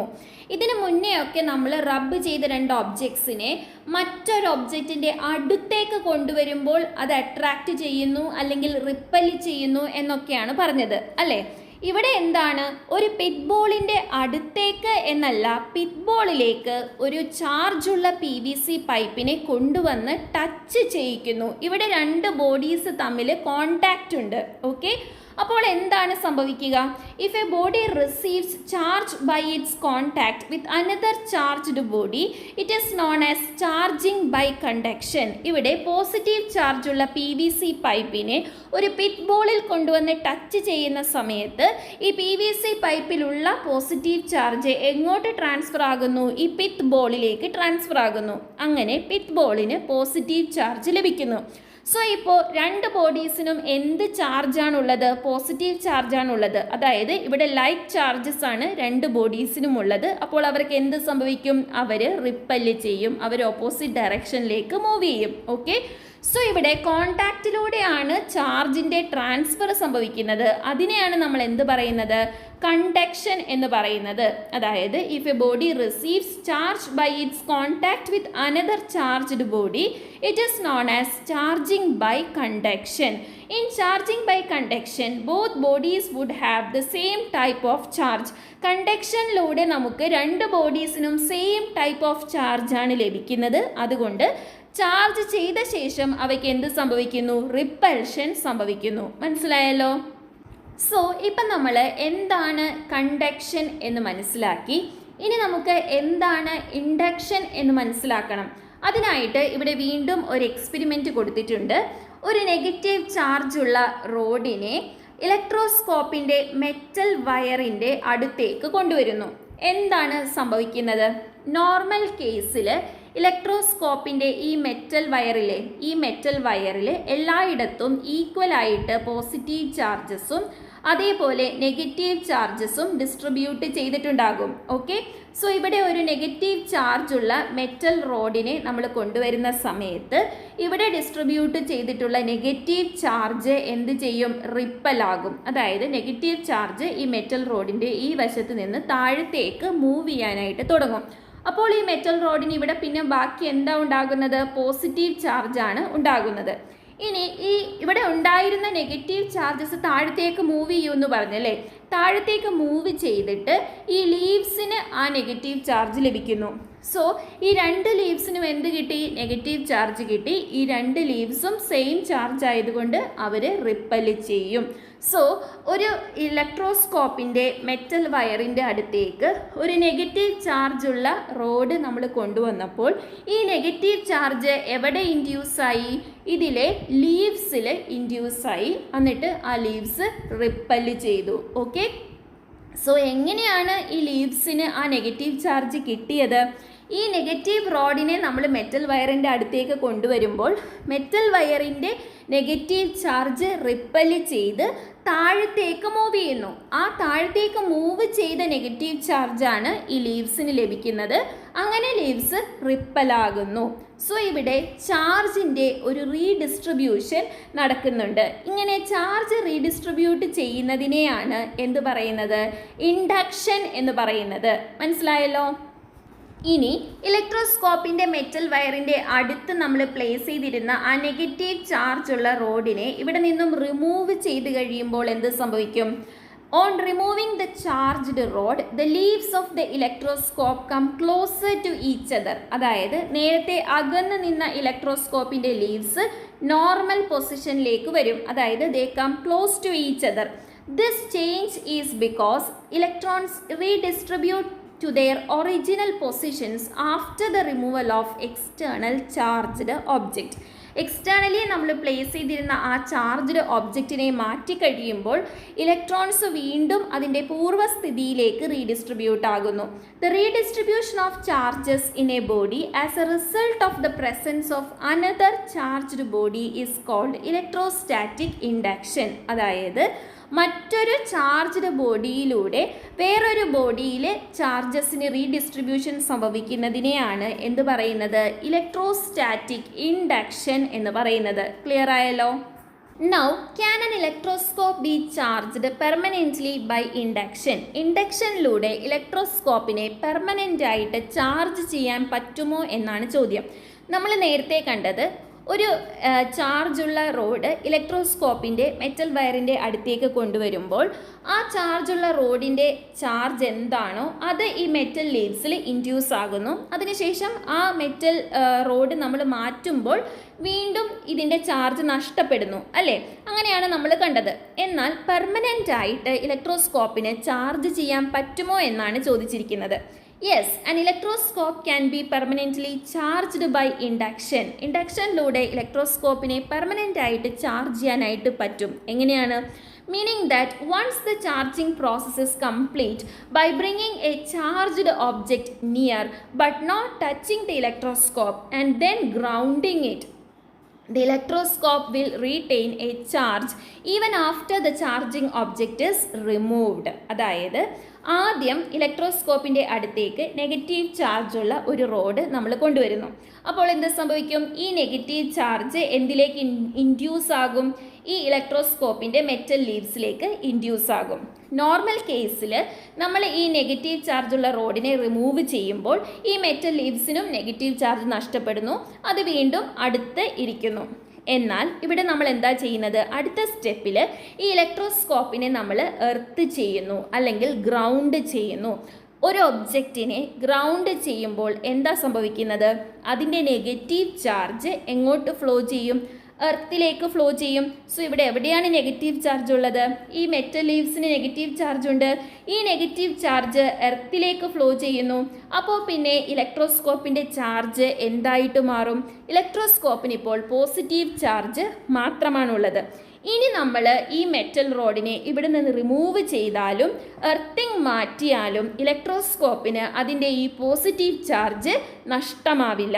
സോ ഈ രീതിയിലാണ് ഇൻഡക്ഷനിലൂടെ ഇലക്ട്രോസ്കോപ്പിനെ പെർമനൻ്റ് ആയിട്ട് നമുക്ക് ചാർജ് ചെയ്യാനായിട്ട് പറ്റുന്നത്. മനസ്സിലായല്ലോ? So, if an electroscope is charged by induction to retain the charge in it for a long interval of time, the charge formed would be the one opposite to that of the body used to charge it. അതായത് ഇലക്ട്രോസ്കോപ്പിൻ്റെ വയറിന് positive charge വന്നത് എങ്ങനെയായിരുന്നു? നമ്മൾ negative ചാർജുള്ള ഒരു road ഇതിൻ്റെ അടുത്ത് കൊണ്ടുവന്നപ്പോഴാണ്. ശരിയല്ലേ? ഇനി പെർമനൻ്റ്ലി നമ്മൾ ചാർജ് ചെയ്യുന്ന സമയത്ത് ഇതിൻ്റെ ലീവ്സിന് കിട്ടിയ ആ നെഗറ്റീവ് ചാർജിനെ നമ്മൾ എർത്തിങ്ങിലൂടെ കളയുന്നു. ശരിയല്ലേ?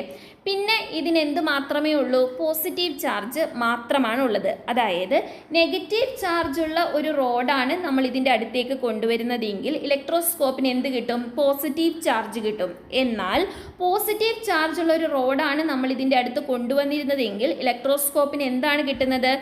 നെഗറ്റീവ് ചാർജ് ആണ് കിട്ടുന്നത്. അതാണ് ഇവിടെ പറഞ്ഞിരിക്കുന്നത്. If an electroscope is charged by induction to retain the charge in it for a long interval of time, charged formed will be one opposite to that of the body used to charge it. ഏത് ബോഡിയാണോ നമ്മൾ ഉപയോഗിച്ചിട്ടുള്ളത് ഈ ഇലക്ട്രോസ്കോപ്പിനെ charge ചെയ്യാൻ, ആ ബോഡിയുടെ charge എന്താണോ അതിൻ്റെ opposite charge ആയിരിക്കും ഇലക്ട്രോസ്കോപ്പിന് ലഭിക്കുന്നത്. ക്ലിയർ ആയല്ലോ?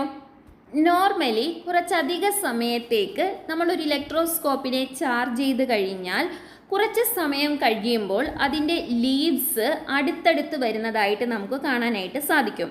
എന്നാൽ ഇലക്ട്രോസ്കോപ്പിൻ്റെ അടിവശം കട്ട് ചെയ്ത് അതിൻ്റെ ഉള്ളിലേക്ക് അലൂമിനിയം ഫോയിൽ ഇതേപോലെ പ്ലേസ് ചെയ്ത് വെച്ച് കഴിഞ്ഞാൽ എന്താണ് സംഭവിക്കുന്നത്?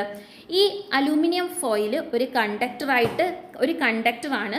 So when a conductor is placed near a charged body എന്ന് പറയുന്നത് ഈ മെറ്റൽ വയറും അതേപോലെ ഈ ലീവ്സും എല്ലാം ഇപ്പോൾ ചാർജ്ഡ് ബോഡിയാണ്. അതിന് പോസിറ്റീവ് ചാർജ് ഉണ്ട്. Opposite charge would be induced on the surface of the conductor facing the charged body. So ഈ അലൂമിനിയം ഫോയിൽ എന്താണ്? കണ്ടക്ടർ ആണ്. ഈ ചാർജ്ഡ് ബോഡീനെ ഫേസ് ചെയ്തിരിക്കുന്ന അലൂമിനിയം ഫോയിലിന് എന്ത് ചാർജ് ലഭിക്കും? ഓപ്പോസിറ്റ് ചാർജ് ഇൻഡ്യൂസ് ആകും. Okay, opposite charge would be induced on the surface of the conductor facing the charged body. The charge on the electroscope stays for long time due to attraction of these opposite charges. So ഇപ്പോൾ ഇവിടെ നമ്മൾ aluminium foil വെക്കുമ്പോൾ ഈ positive ചാർജും ഈ negative ചാർജും തമ്മിൽ attract ചെയ്തിട്ട് ഈ മെറ്റൽ വയറിൻ്റെ പോസിറ്റീവ് ചാർജ് കുറേ അധിക സമയം അങ്ങനെ തന്നെ നിലനിൽക്കും. ഈ ഒരു സെറ്റപ്പ് അല്ലെങ്കിൽ ഈ ഒരു പ്രിൻസിപ്പിളിൽ നിന്നാണ് നമ്മൾ എന്ത് നിർമ്മിച്ചിരിക്കുന്നത്? കപ്പാസിറ്റർ ഉണ്ടാക്കിയിട്ടുള്ളത്. A capacitor is constructed on the basis of this principle. അതായത് ഇവിടെ ഒരു പോസിറ്റീവ് ചാർജ് ഉള്ള മെറ്റൽ വയർ അല്ലെങ്കിൽ മെറ്റൽ പ്ലേറ്റ്സ് ഉണ്ട്. അതിൻ്റെ അടുത്തായിട്ട് നമ്മൾ കണ്ടക്ടർ ആയിട്ടുള്ള അലൂമിനിയം ഫോയിൽ പ്ലേസ് ചെയ്യുമ്പോൾ ഈ പോസിറ്റീവ് ചാർജ് മൂലം അലൂമിനിയം ഫോയിലിൽ നെഗറ്റീവ് ചാർജ് ഇൻഡ്യൂസ് ആകുന്നു. നമുക്കറിയാം അൺലൈക്ക് ചാർജസ് അട്രാക്റ്റ് ചെയ്യും. സോ ഈ മെറ്റൽ പ്ലേറ്റ്സിനെ ഇരുവശത്തേക്കും അട്രാക്റ്റ് ചെയ്തിട്ട് അലൂമിനിയം ഫോയിൽ നിർത്തും. അങ്ങനെ അത് കുറേ സമയത്തേക്ക് ആ ചാർജ് നിലനിൽക്കാനായിട്ട് ഹെൽപ്പ് ചെയ്യും. ഈ ഒരു പ്രിൻസിപ്പിളിൽ നിന്നാണ് നമ്മൾ എന്തുണ്ടാക്കിയിട്ടുള്ളത്? കപ്പാസിറ്റർ ഉണ്ടാക്കിയിട്ടുള്ളത്. മനസ്സിലായല്ലോ? സോ ഇനി നമുക്ക് എന്താണ് കപ്പാസിറ്റർ എന്ന് നോക്കാം. ഇവിടെ പോസിറ്റീവ് ചാർജുള്ള ഒരു പ്ലേറ്റ് എടുത്തിട്ടുണ്ട്. മറ്റൊരു പ്ലേറ്റിനെ ഈ പോസിറ്റീവ് ചാർജുള്ള പ്ലേറ്റിൻ്റെ അടുത്ത് നമ്മൾ പ്ലേസ് ചെയ്യുകയാണ്. അങ്ങനെയെങ്കിൽ ഈ പോസിറ്റീവ് ചാർജുള്ള പ്ലേറ്റിനെ ഫേസ് ചെയ്യുന്ന ഭാഗത്ത് എന്ത് ചാർജ് വരും? നെഗറ്റീവ് ചാർജ് ഇൻഡ്യൂസ് ആകും. ഓപ്പോസിറ്റ് ഫേസിൽ എന്ത് ചാർജ് ഇൻഡ്യൂസ് ആകും? പോസിറ്റീവ് ചാർജ് ഇൻഡ്യൂസ് ആകും. Now, if the plate B is earthed as shown in the figure, which would be the charge remaining in the plate? അതായത് plate ബിൻ്റെ opposite ഫേസിൽ എന്ത് ചാർജായിരുന്നു ആദ്യം ഉണ്ടായിരുന്നത്? പോസിറ്റീവ് ചാർജാണ് ആദ്യം ഉണ്ടായിരുന്നത്. ഈ ഒരു സൈഡിനെ നമ്മൾ എർത്ത് ചെയ്യുന്നു. എർത്ത് ചെയ്യുമ്പോൾ എന്താ പറ്റുന്നത്? എർത്തിൽ നിന്നും equal amount negative charge plate ബിയിലേക്ക് വന്നിട്ട് ഈ പോസിറ്റീവ് ചാർജസിനെ ന്യൂട്രലൈസ് ചെയ്യും. സോ പ്ലേറ്റ് ബിയിൽ ഇനി ബാക്കി എന്ത് ചാർജാണുള്ളത്? നെഗറ്റീവ് ചാർജാണുള്ളത്. Okay, with this arrangement electric charge can be stored or retained for long time. So ഈ ഒരു അറേഞ്ച്മെൻറ്റിലൂടെ ഇവിടെ ഇലക്ട്രിക് ചാർജിനെ കുറേ സമയത്തേക്ക് നമുക്ക് സ്റ്റോർ ചെയ്യാനായിട്ട് പറ്റും. This is because of the electric field formed between them. അതായത് ഇവിടെ ഇപ്പോൾ പ്ലേറ്റ് എയ്ക്ക് പോസിറ്റീവ് ചാർജും പ്ലേറ്റ് ബിക്ക് നെഗറ്റീവ് ചാർജുമാണ്. സോ ഇവരുടെ ഇടയിൽ ഒരു ഇലക്ട്രിക് ഫീൽഡ് ഫോം ചെയ്യും. ഈ ഫീൽഡ് കാരണമാണ് ഇവർക്ക് ഇലക്ട്രിക് ചാർജിനെ കുറേ സമയത്തേക്ക് സ്റ്റോർ ചെയ്ത് വയ്ക്കാനായിട്ട് പറ്റുന്നത്. The device which can store electric charge in this way is called capacitor. ഇങ്ങനെ ഇലക്ട്രിക് ചാർജിനെ സ്റ്റോർ ചെയ്ത് വെക്കാൻ പറ്റുന്ന ഡിവൈസിനെയാണ് നമ്മൾ എന്ത് വിളിക്കുന്നത്? കപ്പാസിറ്റർ എന്ന് പറയുന്നത്. ഓക്കെ, സോ രണ്ട് പ്ലേറ്റ്സ് ഉണ്ട്. അതിലൊരു പ്ലേറ്റിന് പോസിറ്റീവ് ചാർജും മറ്റേ പ്ലേറ്റിന് നെഗറ്റീവ് ചാർജും ആണെങ്കിൽ അതിനെ നമുക്ക് എന്ത് വിളിക്കാം? കപ്പാസിറ്റർ എന്ന് വിളിക്കാം. Okay, now in order to increase the ability of storing electricity in a capacitor with plates of fixed area, suitable insulators are used between the plates.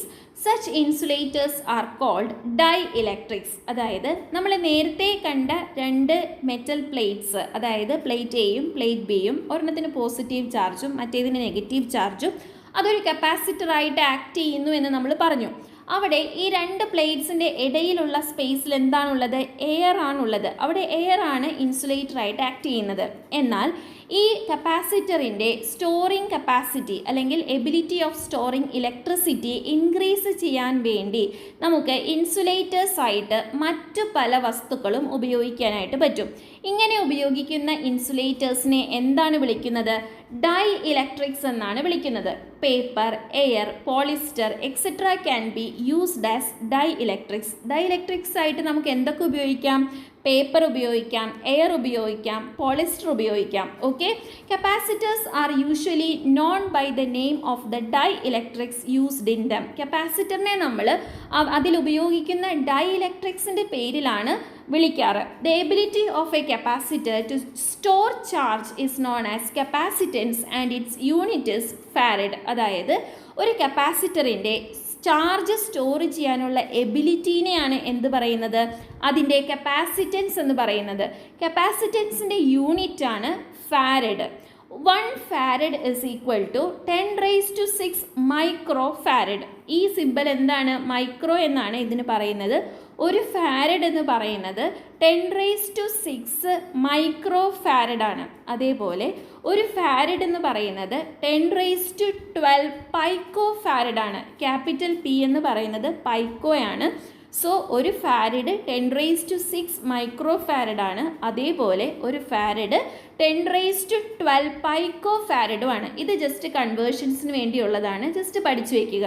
Okay, so capacitor എന്താണെന്ന് മനസ്സിലാക്കി. കപ്പാസിറ്ററിൻ്റെ ഇടയിൽ ഉപയോഗിക്കുന്ന ഇൻസുലേറ്റേഴ്സിനെയാണ് നമ്മൾ ഡൈലക്ട്രിക്സ് എന്ന് വിളിക്കുന്നത്. പേപ്പറും എയറും പോളിസ്റ്ററും ഒക്കെ നമുക്ക് ഡൈലക്ട്രിക്സ് ആയിട്ട് ഉപയോഗിക്കാനായിട്ട് പറ്റും. ഒരു കപ്പാസിറ്ററിനെ നമ്മൾ എന്ത് പേര് കൊണ്ടാണ് വിളിക്കുന്നത്, അതിൻ്റെ ഡൈലക്ട്രിക് എന്താണോ അത് വെച്ചിട്ടാണ് നമ്മളൊരു കപ്പാസിറ്ററിനെ വിളിക്കുന്നത്. ഇനി കപ്പാസിറ്ററിൻ്റെ ചാർജ് സ്റ്റോർ ചെയ്യാനുള്ള എബിലിറ്റിയാണ് എന്ത്, കപ്പാസിറ്റൻസ്. അതിൻ്റെ യൂണിറ്റാണ് ഫാരഡ്. ക്ലിയർ ആയല്ലോ. ഇനി പലതരത്തിലുള്ള കപ്പാസിറ്റേഴ്സാണ് ഈ ഒരു ചിത്രത്തിൽ കാണിച്ചിട്ടുള്ളത്. ഇങ്ങനെ പല വെറൈറ്റി കപ്പാസിറ്റേഴ്സ് നമുക്ക് മാർക്കറ്റിൽ അവൈലബിൾ ആണ്. ഓക്കെ, ഇനി അടുത്ത ടോപ്പിക്കാണ് ഡിസ്ട്രിബ്യൂഷൻ ഓഫ് ഇലക്ട്രിക് ചാർജ്. ഒരു മെറ്റാലിക് സബ്സ്റ്റൻസിൽ ചാർജ് എങ്ങനെയാണ് ഡിസ്ട്രിബ്യൂട്ട് ചെയ്തിരിക്കുന്നത്. Charged metallic substances of different shapes are given in the figure below. അതായത് ചാർജുള്ള മെറ്റാലിക് സബ്സ്റ്റൻസസിൻ്റെ പല ഷേപ്സ് ആണ് ഇവിടെ കാണുന്നത്. ഇതിൽ ഡോട്ടഡായിട്ട് കാണിച്ചിരിക്കുന്നത് അവയുടെ ചാർജാണ്. The charge distributed in a conductor would be only on it surface. അതായത് ഏതൊരു കണ്ടക്ടറിൻ്റെയും സർഫസിൽ മാത്രമാണ് ചാർജ് ഡിസ്ട്രിബ്യൂട്ട് ചെയ്തിട്ടുള്ളത്. The amount of charge would be more at its pointed ends. ഇതേപോലെയുള്ള പോയിൻറ്റഡ് എൻഡ്സിലെല്ലാം എന്താണ്, ചാർജ് ഡിസ്ട്രിബ്യൂഷൻ കൂടുതലായിരിക്കും. മനസ്സിലായല്ലോ. ഇനി തണ്ടർ ആൻഡ് ലൈറ്റ്നിങ് എന്താണെന്ന് നോക്കാം. Lightning is A electric discharge between charged clouds in the atmosphere or between charged clouds and the earth. Lightning എന്ന് പറഞ്ഞാൽ എന്താണ്, അതൊരു ഇലക്ട്രിക് ഡിസ്ചാർജ് ആണ്. ആരൊക്കെ തമ്മിലുള്ള, ചിലപ്പോൾ 2 ക്ലൗഡ്സ് തമ്മിലുള്ള ഇലക്ട്രിക് ഡിസ്ചാർജ് ആയിരിക്കാം, അല്ലെങ്കിൽ ക്ലൗഡ്സും എർത്തും തമ്മിലുള്ള ഇലക്ട്രിക് ഡിസ്ചാർജ് ആയിരിക്കാം. സോ ഇങ്ങനെയുള്ള ഇലക്ട്രിക് ഡിസ്ചാർജിനെയാണ് ലൈറ്റ്നിങ് എന്ന് പറയുന്നത്. There are many theories regarding accumulation of charge in the clouds. അതായത് ക്ലൗഡ്സിൽ ചാർജസ് അക്യുമുലേറ്റ് ചെയ്യുന്നു എന്നുള്ളതുമായി ബന്ധപ്പെട്ട് ഒരുപാട് തിയറീസ് ഉണ്ട്. അതിൽ ഏറ്റവും അക്സെപ്റ്റബിൾ ആയിട്ടുള്ള ഒരു എക്സ്പ്ലനേഷനാണ് ഇനി നമ്മൾ പറയാൻ പോകുന്നത്.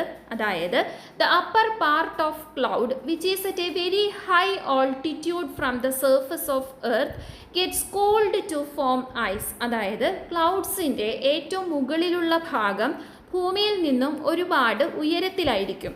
ആ ഒരു ഭാഗം പെട്ടെന്ന് തന്നെ തണുത്ത് ഐസ് പോലെയാകും. ഇനി when strong winds blow such particles exchange electrons by friction. അതായത് നല്ല ശക്തിയുള്ള കാറ്റ് വരുന്ന സമയത്ത് ഈ ഐസായിട്ട് ഫോം ചെയ്തിരിക്കുന്ന ക്ലൗഡ്സ് ഉണ്ടല്ലോ, ഇവർ തമ്മിൽ ഉരസിയിട്ട് അല്ലെങ്കിൽ ഫ്രിക്ഷനിലൂടെ അവിടെ ചാർജ് ഫോം ചെയ്യുന്നുണ്ട്. The particles which gain electrons remain at the bottom and those which lose electrons remain at the top. അതായത് ഒരു ക്ലൗഡിൻ്റെ ഉള്ളിൽ ഒരുപാട് പാർട്ടിക്കിൾസ് ഉണ്ടാകും. ഫ്രിക്ഷൻ വരുന്ന സമയത്ത് ഇവർ തമ്മിൽ ഉരസിയിട്ട് ഇവർക്ക് ചാർജ് ലഭിക്കും. Okay, the particles which gain electrons, അതായത് നെഗറ്റീവ് ചാർജ് ഉള്ള പാർട്ടിക്കിൾസ് എവിടെയായിട്ടായിരിക്കും ഉണ്ടാകുക, ക്ലൗഡിൻ്റെ താഴത്തായിട്ടായിരിക്കും. എന്നാൽ പോസിറ്റീവ് ചാർജ് ഉള്ള ഭാഗം ക്ലൗഡിൻ്റെ മേലെ ഭാഗത്തായിട്ടായിരിക്കും ഉണ്ടാകുന്നത്. In this way hundreds of coulomb charge R accumulated. ഇങ്ങനെ 100 കണക്കിന് ചാർജാണ് ക്ലൗഡിൻ്റെ ഉള്ളിൽ അക്യുമുലേറ്റ് ആയിട്ട് അല്ലെങ്കിൽ ഇങ്ങനെ കുന്നുകൂടി വരുന്നത്. മനസ്സിലായല്ലോ. സോ ഇപ്പം നമ്മൾ പറഞ്ഞ കാര്യങ്ങളുടെ ഒരു പിക്ചോറിയൽ റെപ്രസെൻറ്റേഷനാണ് ഇവിടെ കൊടുത്തിട്ടുള്ളത്. ഇത് കാണുമ്പോൾ ഒന്നുകൂടി നമുക്ക് നന്നായി മനസ്സിലാകും. നമുക്കറിയാം ഏറ്റവും ഉയരത്തിലുള്ള ക്ലൗഡ്സ് പെട്ടെന്ന് തന്നെ കൂളായിട്ട് ഐസ് രൂപത്തിലേക്ക് മാറും. അപ്പോൾ കാറ്റൊക്കെ വരുന്ന സമയത്ത് ഇതിലെ പാർട്ടിക്കിൾസ് തമ്മിൽ ഉരസുന്നു, അല്ലെങ്കിൽ അവർ തമ്മിൽ ഫ്രിക്ഷൻ ഉണ്ടാകുന്നു. അങ്ങനെ അവിടെ ചാർജസ് രൂപപ്പെടുന്നു. അതിൽ നെഗറ്റീവ് ചാർജസ് താഴെയായിട്ട് വരുന്നു, പോസിറ്റീവ് ചാർജുള്ള പാർട്ടിക്കിൾസ് മുകളിലായിട്ട് വരുന്നു.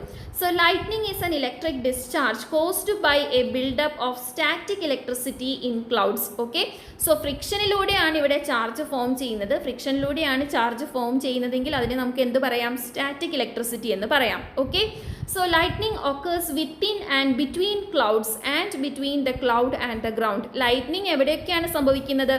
ഒന്നല്ലെങ്കിൽ ക്ലൗഡ്സിൻ്റെ ഇടയിൽ ലൈറ്റ്നിങ് സംഭവിക്കാം, അല്ലെങ്കിൽ ക്ലൗഡും എർത്തും തമ്മിലുള്ള ആ ഒരു ഗ്യാപ്പിലും ലൈറ്റ്നിങ് ഉണ്ടാകാം. The typical purple blue colour of lightning comes from the ionisation of nitrogen and oxygen in air. ഇങ്ങനെ ലൈറ്റ്നിങ് ഉണ്ടാകുന്ന സമയത്ത് എയറിലുള്ള അല്ലെങ്കിൽ നമ്മുടെ അറ്റ്മോസ്ഫിയറിലുള്ള നൈട്രജനും ഓക്സിജനും ഒക്കെ അയോണൈസ് ആകുന്നുണ്ട്. അങ്ങനെയാണ് ആ ലൈറ്റ്നിങ്ങിൻ്റെ കളറ് ഒരു പർപ്പിൾ ബ്ലൂ കളറായിട്ട് കാണപ്പെടുന്നത്. ഇനി എന്താണ് thunder? Thunder is a sound produced by the rapid heating and expansion of air by a lightning strike. അതായത് ലൈറ്റ്നിങ് ഇങ്ങനെ സ്ട്രൈക്ക് ചെയ്യുന്ന സമയത്ത് എയർ റാപ്പിഡായിട്ട് ഹീറ്റ് ആവുകയും എക്സ്പാൻഡ് ആവുകയും ചെയ്യും. അങ്ങനെ ഉണ്ടാകുന്ന ശബ്ദമാണ് തണ്ടർ എന്ന് പറയുന്നത്. Okay, so such a huge amount of charge is enough to charge the air which is an insulator into a conductor. അതായത് നമ്മൾ പറഞ്ഞു ഫ്രിക്ഷനിലൂടെ ക്ലൗഡ്സിന് ചാർജ് ലഭിക്കുന്നു. അങ്ങനെ 100 കണക്കിന് ചാർജാണ് ക്ലൗഡിൽ വന്ന് അക്യുമുലേറ്റ് ചെയ്യുന്നത്. ഈ ഒരു ചാർജിനെ എന്ത് ചെയ്യാനുള്ള കഴിവുണ്ട്? ഇൻസുലേറ്റർ ആയിട്ടുള്ള നമ്മുടെ എയറിനെ ചാർജ് ചെയ്യാൻ കഴിവുണ്ട്. അതിനെ ഇൻസുലേറ്ററിൽ നിന്നും കണ്ടക്ടറാക്കി മാറ്റാനായിട്ട് സാധിക്കും. Light is produced due to the flow of thousands of ampere current through air in a very short time. അതായത് വളരെ കുറച്ച് സമയം കൊണ്ട് ഒരുപാട് ചാർജ് ഇങ്ങനെ എയറിലൂടെ പാസ് ചെയ്യുമ്പോൾ അവിടെ ഒരുപാട് കറണ്ട് ചെറിയ സമയത്തിൽ പാസ് ചെയ്യുന്നത് കൊണ്ട് നമുക്ക് അവിടെ ലൈറ്റ് പ്രൊഡ്യൂസ് ചെയ്യുന്നതായിട്ട് ഫീൽ ചെയ്യും. This is lightning. ഇതിനെയാണ് ലൈറ്റ്നിങ് എന്ന് പറയുന്നത്. At the same time, thunder is a trembling that occurs due to the limitless expansion of air at a very high temperature. അതായത് ഇങ്ങനെ വളരെ കുറച്ച് സമയത്ത് നല്ല ഹൈ ടെമ്പറേച്ചറിൽ എയർ വല്ലാണ്ട് എക്സ്പാൻഡ് ആകും. അതായത് എയർ ഭയങ്കരമായിട്ട് വികസിക്കും. അങ്ങനെ വികസിക്കുന്ന സമയത്തുണ്ടാകുന്ന ശബ്ദമാണ് എന്ത്? തണ്ടർ എന്ന് പറയുന്നത്. ക്ലിയർ ആയല്ലോ? ഇനി എന്താണ് ലൈറ്റ്നിങ് കണ്ടക്ടർ എന്ന് നമുക്ക് നോക്കാം. വലിയ വലിയ ബിൽഡിങ്സ്, അതേപോലെ സ്കൂള്, ഹോസ്പിറ്റൽസ്, അങ്ങനെ ഒരുമാതിരിപ്പെട്ട എല്ലാ ബിൽഡിങ്സിലും നമുക്ക് എന്ത് കാണാൻ സാധിക്കും? ലൈറ്റ്നിങ് കണ്ടക്ടേഴ്സ് കാണാനായിട്ട് സാധിക്കും. അതായത് ലൈറ്റ്നിങ് വരുന്ന സമയത്ത് അതുമൂലം വലിയ നാശനഷ്ടങ്ങളൊന്നും ഉണ്ടാകാതിരിക്കാനും തീപിടുത്തം പോലെയുള്ള ദുരന്തങ്ങൾ ഉണ്ടാകാതിരിക്കാൻ വേണ്ടി നമ്മൾ പ്ലേസ് ചെയ്യുന്ന ഒരു സംഭവമാണ് ലൈറ്റ്നിങ് കണ്ടക്ടർ എന്ന് പറയുന്നത്. When a large quantity of negative charge is accumulated in clouds, large amount of positive charge is produced at the pointed ends of the lightning conductor. അതായത് ഒരുപാട് നെഗറ്റീവ് ചാർജ് ക്ലൗഡ്സിൽ അക്യുമുലേറ്റ് ആവുന്ന സമയത്ത് ഈ lightning കണ്ടക്ടറിൻ്റെ pointed ആയിട്ടുള്ള ഭാഗത്ത് positive charge accumulate ചെയ്യുന്നതായിട്ട് നമുക്ക് കാണാനായിട്ട് സാധിക്കും. This is because many electrons flow to the earth from the lightning conductor through the earthed path. ഈ ലൈറ്റ്നിങ് കണ്ടക്ടറിനെ നമ്മൾ എർത്ത് ചെയ്തിരിക്കുകയാണ്. സോ ക്ലൗഡ്സിൽ ഒരുപാട് നെഗറ്റീവ് ചാർജ് വരുന്ന സമയത്ത് ആ നെഗറ്റീവ് ചാർജിനെ എല്ലാം ലൈറ്റ്നിങ് കണ്ടക്ടറിലൂടെ ഭൂമിയിലേക്ക് കടത്തിവിടുന്നു. അങ്ങനെ ലൈറ്റ്നിങ് കണ്ടക്ടറിൻ്റെ ടിപ്പിൽ എന്ത് ചാർജ് വരുന്നു? പോസിറ്റീവ് ചാർജ് വരുന്നു. Electric field is produced by the presence of this charge at the pointed ends. This neutralizes the negative charge from the clouds. Through this, the possibility of lightning is eliminated. So, ഈ lightning കണ്ടക്ടറിനെ ഇങ്ങനെ നമ്മൾ earth ചെയ്ത് വെക്കുമ്പോൾ അതിൻ്റെ pointed എൻഡ്സിൽ എന്തായിരിക്കും ഉണ്ടാവുന്നത്? Positive ചാർജാണുള്ളത്. So ക്ലൗഡ്സിൻ്റെ negative ചാർജിനെ ഈ പോസിറ്റീവ് ചാർജിനെ ന്യൂട്രലൈസ് ചെയ്യാൻ പറ്റും. അങ്ങനെ ലൈറ്റ്നിങ് മൂലമുണ്ടാകുന്ന നാശനഷ്ടങ്ങൾ അല്ലെങ്കിൽ അപകടങ്ങളെ നമുക്ക് ലഘൂകരിക്കാനായിട്ട് പറ്റും. മനസ്സിലായല്ലോ? ഇനി ക്ലൗഡ്സിൽ നെഗറ്റീവ് ചാർജ് മാത്രമാണോ അക്യുമുലേറ്റ് ആകുന്നത്? അല്ല, പോസിറ്റീവ് ചാർജും അക്യുമുലേറ്റ് ആകാം. So if positive charge gets accumulated in clouds, the negative charge would be induced at the pointed ends of the lightning conductor. So ക്ലൗഡ്സിൽ വന്ന് നിറയുന്നത് പോസിറ്റീവ് ചാർജ് ആണെങ്കിൽ ലൈറ്റ്നിങ് കണ്ടക്ടറുടെ പോയിൻറ്റിംഗ് എൻഡ്സിൽ എന്ത് ചാർജ് ഇൻഡ്യൂസ് ആകും? നെഗറ്റീവ് ചാർജ് ഇൻഡ്യൂസ് ആകും. At the same time positive charge would accumulate at the bottom of the lightning conductor. ഈ സമയത്ത് തന്നെ പോസിറ്റീവ് ചാർജ് ലൈറ്റ്നിങ് കണ്ടക്ടറിൻ്റെ അടിവശത്തും അക്യുമുലേറ്റ് ആവും. The charge at the pointed ends create an electric field around the pointed ends. This field neutralizes the electric charge that comes within its boundary from the clouds. So ക്ലൗഡ്സിൽ നിന്ന് വരുന്ന positive ചാർജിനെ ഈ negative ചാർജുള്ള pointed ends of lightning conductor neutralise ചെയ്തിട്ട് അവിടെയും lightning കൊണ്ടുള്ള പ്രശ്നങ്ങൾ നമുക്ക് അവോയ്ഡ് ചെയ്യാനായിട്ട് പറ്റും. Now, the lightning conductor is earthed well in order to supply or receive sufficient quantity of electrons from the bottom portion of it. അതായത് lightning കണ്ടക്ടറിനെ നല്ല രീതിയിൽ എർത്ത് ചെയ്തിട്ടുണ്ടാകും. എന്തിനു വേണ്ടിയാണ് അങ്ങനെ എർത്ത് ചെയ്യുന്നത്? നമുക്കറിയാം എർത്ത് എന്ന് പറയുന്നത് ഒരു നെഗറ്റീവ് ബാങ്കാണ്, അല്ലെങ്കിൽ ഒരു ഇലക്ട്രോൺസിൻ്റെ ബാങ്കാണ് എർത്ത് എന്ന് പറയുന്നത്. നമുക്ക് ആവശ്യമായ ഇലക്ട്രോൺസ് തരികയും നമുക്ക് വേണ്ടാത്ത ഇലക്ട്രോൺസിനെ ആക്സെപ്റ്റ് ചെയ്യുകയും ചെയ്യാനുള്ള കഴിവ് എന്തിനുണ്ട്? എർത്തിനുണ്ട്. സോ ലൈറ്റ്നിങ് കണ്ടക്ടറിനെ നമ്മൾ നല്ല രീതിയിൽ എർത്ത് ചെയ്താൽ ഈ ലൈറ്റ്നിങ് കണ്ടക്ടറിൻ്റെ അടിവശത്ത് വരുന്ന ഇലക്ട്രോൺസിനെ അബ്സോർബ് ചെയ്യാനും അതേപോലെ അടിവശത്തിന് ഫോം ചെയ്യുന്നത് പോസിറ്റീവ് ചാർജ് ആണെങ്കിൽ അതിനെ ന്യൂട്രലൈസ് ചെയ്യാൻ ആവശ്യമായ ഇലക്ട്രോൺസിനെ പ്രൊവൈഡ് ചെയ്യാനും സാധിക്കും. ഓക്കെ, ഇനി നമ്മൾ ഈ ചാപ്റ്റർ തുടങ്ങിയ സമയത്ത് ഒരു ഫോട്ടോഗ്രാഫ് കണ്ടിരുന്നു അല്ലേ? 2 സഹോദരങ്ങളുടെ ഫോട്ടോഗ്രാഫ് ആയിരുന്നു. അതിൻ്റെ പ്രത്യേകത എന്തായിരുന്നു? അവരുടെ മുടി എഴുന്നേറ്റ് നിൽക്കുകയാണ്. മാത്രമല്ല ഫോട്ടോ എടുത്ത ഉടനെ തന്നെ അതിലെ എൽഡർ കുട്ടി താഴത്തേക്ക് വീണു. ലൈറ്റ്നിങ് കാരണം അല്ലേ? ഇടിമിന്നലേറ്റ് ഒരു കുട്ടി താഴത്തേക്ക് വീണു. എന്തുകൊണ്ടായിരിക്കും ഈ മുടി ഇങ്ങനെ എഴുന്നേറ്റ് നിന്നത്? നമുക്കറിയാം ലൈറ്റ്നിങ് ഉണ്ടാകുന്ന സമയത്ത് ക്ലൗഡിന് എന്ത് ചാർജാണോ ഉള്ളത് അതിൻ്റെ ഓപ്പോസിറ്റ് ചാർജ് ലൈറ്റ്നിങ് കണ്ടക്ടറിൽ ഇൻഡ്യൂസ് ആകും. സോ ഇവിടെ ലൈറ്റ്നിങ് കണ്ടക്ടർ ഒന്നുമില്ല, ഇവിടെ കുട്ടികളാണുള്ളത്. കുട്ടികളുടെ മുടിയിൽ എന്ത് ചാർജ് ഇൻഡ്യൂസ് ആകും? ക്ലൗഡിൻ്റെ ചാർജ് ഇപ്പോൾ നെഗറ്റീവ് ആണെങ്കിൽ കുട്ടികളുടെ മുടിയിൽ പോസിറ്റീവ് ചാർജ് ഇൻഡ്യൂസ് ആകും. സോ ഇവിടെ ഒരു ഡിസ്ചാർജ്, ഇലക്ട്രിക് ഡിസ്ചാർജ് സംഭവിക്കും. സോ ഇവിടെ ലൈറ്റ്നിങ് കുട്ടികളെ ബാധിക്കുന്നു. അവരുടെ മുടി എഴുന്നേറ്റ് നിൽക്കുന്നു. ലൈറ്റ്നിങ് ബാധിച്ച് ഈ കുട്ടി താഴത്തേക്ക് വീഴുന്നു. സോ ഇപ്പം നിങ്ങൾക്ക് കാര്യങ്ങൾ മനസ്സിലായല്ലോ. ഇനി how to protect ourselves when there is lightning. Lightning ഉണ്ടാകുന്ന സമയത്ത് നമുക്ക് നമ്മളെ തന്നെ എങ്ങനെ സംരക്ഷിക്കാം എന്ന് നോക്കാം. Do not operate electrical equipments. Electrical equipments lightning ഉള്ള സമയത്ത് ഓപ്പറേറ്റ് ചെയ്യാൻ പാടില്ല. Do not lean on the wall of the house. നമ്മുടെ വീടിൻ്റെ ഭിത്തിയിലൊന്നും നമ്മൾ പോയി ചാരി നിൽക്കരുത്. Do not stand holding windows, bars or grills. അതായത് ജനലിൻ്റെ അഴി അല്ലെങ്കിൽ ആ ഒരു റെയിൽസ് ഉണ്ടല്ലോ അതിലൊന്നും പിടിച്ചു നിൽക്കരുത്. Do not stand beneath tall trees. ഉയരമുള്ള മരത്തിൻ്റെ താഴെ പോയി നിൽക്കരുത്. Do not take shelter under isolated trees. അതായത് ഒറ്റപ്പെട്ട് നിൽക്കുന്ന മരങ്ങളുടെ അടുത്ത് പോയി നിൽക്കാനും ശ്രമിക്കരുത്. സോ ഇങ്ങനെയെല്ലാം നമുക്ക് നമ്മളെ ലൈറ്റ്നിങ്ങിൽ നിന്നും പ്രൊട്ടക്റ്റ് ചെയ്യാനായിട്ട് പറ്റും. ഇനി ഒരാൾക്ക് ഇടിമിന്നൽ ഏറ്റു കഴിഞ്ഞാൽ നമ്മൾ പ്രൈമറി ആയി ചെയ്യേണ്ട കാര്യങ്ങൾ എന്തൊക്കെയാണ്? A person struck by lightning should be made to lie in a place where there is good air circulation. അതായത് ഇടിമിന്നലേറ്റ വ്യക്തിയെ നല്ല എയർ സർക്കുലേഷനുള്ള ഒരു സ്ഥലത്ത് കിടത്തുക. In order to prevent blood clotting, keep the body warm by massaging. അതായത് ഇടിമിന്നലേറ്റ് കഴിയുമ്പോൾ പെട്ടെന്ന് തന്നെ നമ്മുടെ ശരീരത്തുള്ള ബ്ലഡ് ക്ലോട്ട് ചെയ്യാൻ സാധ്യതയുണ്ട്. അങ്ങനെ വരാതിരിക്കാൻ ശരീരം മുഴുവനും നന്നായിട്ട് മസാജ് ചെയ്യുക. Give artificial respiration to enable continued breathing. അതായത് ബ്രീത്തിങ് നഷ്ടപ്പെട്ടു പോകാതിരിക്കാൻ ആർട്ടിഫിഷ്യൽ റെസ്പിറേഷൻ കൊടുക്കുക. അതായത് കൃത്രിമമായിട്ട് ശ്വാസം നൽകാനായിട്ട് ശ്രമിക്കുക. Press strongly on the chest at regular intervals to maintain the heartbeat. ഹാർട്ട് ബീറ്റിനെ കറക്റ്റായിട്ട് മെയിൻറ്റെയിൻ ചെയ്യാനായിട്ട് റെഗുലർ ഇൻ്റർവെൽസിൽ ചെസ്റ്റിൽ നല്ല രീതിയിൽ പ്രസ് ചെയ്യുക. The person must be taken to a hospital as early as possible. So ഈ ഫസ്റ്റ് എയ്ഡ്സ് എല്ലാം നമ്മൾ ചെയ്ത ശേഷം ഉടൻ തന്നെ ആ വ്യക്തിയെ എവിടെ എത്തിക്കണം? ഹോസ്പിറ്റലിൽ എത്തിക്കണം. അങ്ങനെയെങ്കിൽ നമുക്ക് ആ വ്യക്തിയെ രക്ഷിക്കാനായിട്ട് സാധിക്കും. ഇങ്ങനെയുള്ള കാര്യങ്ങൾ ചെയ്തില്ലെങ്കിൽ ഇടിമിന്നൽ ഏറ്റ് ഒരു വ്യക്തിയുടെ ജീവൻ തന്നെ നഷ്ടപ്പെടാൻ സാധ്യതയുണ്ട്. ഓക്കെ, ഇനി ആരാണ് Benjamin Franklin? Benjamin Franklin was born on 17th of January 1706 at Boston in America. അമേരിക്കയിലെ ബോസ്റ്റണിലാണ് ബെഞ്ചമിൻ ഫ്രാങ്ക്ലിൻ ജനിച്ചത്.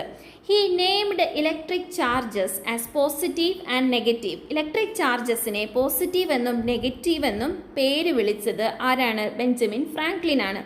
He was vice president of Philadelphia in USA. അതായത് ഫിലാഡൽഫിയയിലെ വൈസ് പ്രസിഡന്റ് ആയിരുന്നു ആര്? Benjamin Franklin. It was his well known experiment of kite flying which led to the inference that lightning is flow of charges. ഇടിമിന്നൽ അല്ലെങ്കിൽ lightning എന്ന് പറയുന്നത് electric discharge ആണ്, അല്ലെങ്കിൽ ചാർജസിൻ്റെ ഒഴുക്കാണ്, അല്ലെങ്കിൽ ഫ്ലോ ഓഫ് ചാർജസ് ആണ് എന്ന് കണ്ടുപിടിച്ചത് ബെഞ്ചമിൻ ഫ്രാങ്ക്ലിൻ ആണ്.